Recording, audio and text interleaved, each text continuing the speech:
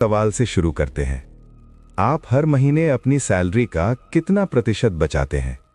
Comment में जरूर बताइए।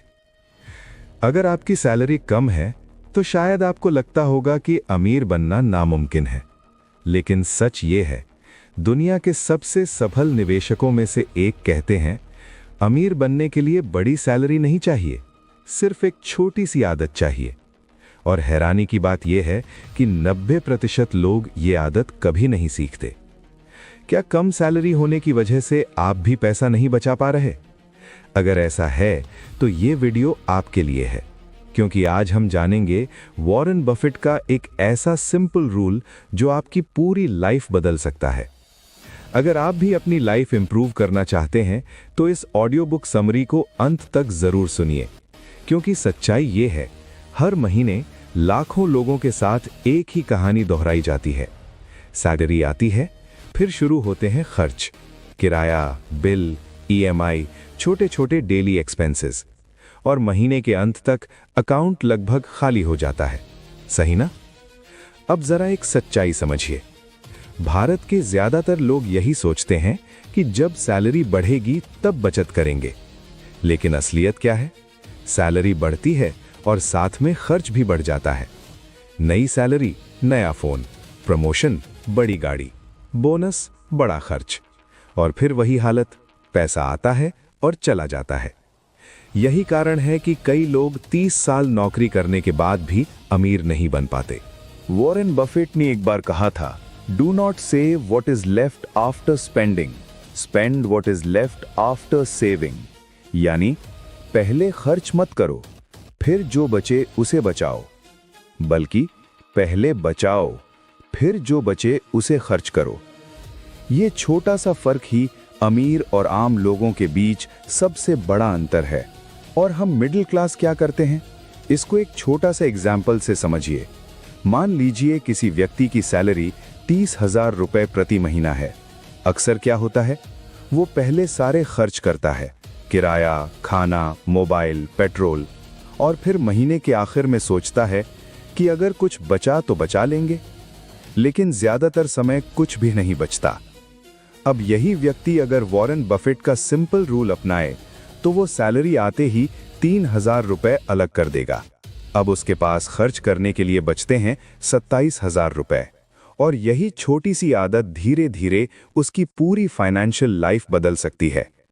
अगर आप भी ऐसी नॉलेज सीखना चाहते हैं जो सच में आपकी लाइफ और फाइनेंशियल फ्यूचर बदल सकती है, तो चैनल को सब्सक्राइब जरूर करें, क्योंकि इस चैनल पर हम पावरफुल बुक्स, मनी माइंडसेट और रियल लाइफ लेसन्स बहुत सिंपल लैंग्वेज में समझाते हैं, ताकि कोई भी उन्हें अपनी लाइफ में अप्लाई कर सके। अब यहाँ एक और महत्वपूर्ण बात समझिए, असल ताकत सिर्फ पैसे में नहीं होती, असल ताकत होती है कंसिस्टेंसी में। अब कंसिस्टेंसी की पावर समझिए। मान लीजिए कोई व्यक्ति हर महीने सिर्फ 3,000 रुपए बचाता है। पहली नजर में ये रकम बहुत छोटी लगती है।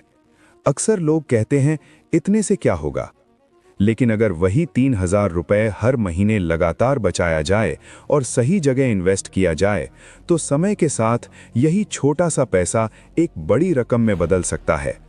और यही है कंपाउंडिंग का जादू। छोटा पैसा लेकिन लंबा समय तक इन्वेस्ट। धीरे धीरे यही छोटी सेविंग एक बड़ी रकम में बदल सकती है।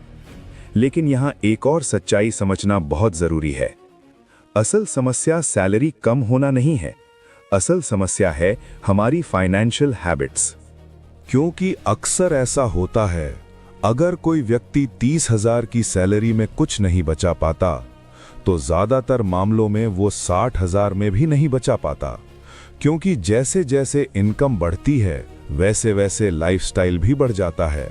नई सैलरी, नया फोन, प्रमोशन, बड़ा खर्च, बोनस, नया शौक, और धीरे धीरे पैसा फिर उसी तरह गायब हो जाता है। इसलिए अमीर बनने का रास्ता इनकम से नहीं बल्कि हैबिट से शुरू होता है, और यही आदत समय के साथ साधारण लोगों को भी फाइनेंशियली स्ट्रांग बना सकती है। मिडिल क्लास की सबसे बड़ी गलती यह है, वो सोचता है पहले पैसा आएगा फिर बचत होगी, लेकिन सच्चाई उल्टी है। पहले बचत होती है फिर पैसा बनता है। अगर आपको सच में पैसा बचाना है तो सिर्फ ये 3 चीजें शुरू करें। 1. सैलरी आते ही 10% अलग करें।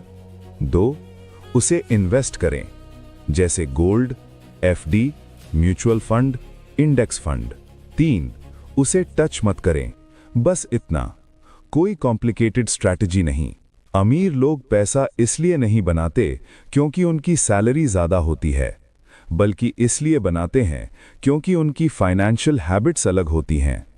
और यही आदत समय के साथ साधारण लोगों को भी असाधारण बना सकती है। याद रखिए, अमीर बनने का रास्ता हमेशा बड़ी सैलरी से नहीं शुरू होता। कई बार वो शुरू होता है सिर्फ एक छोटी सी आदत से, पैसा बचाने की आदत।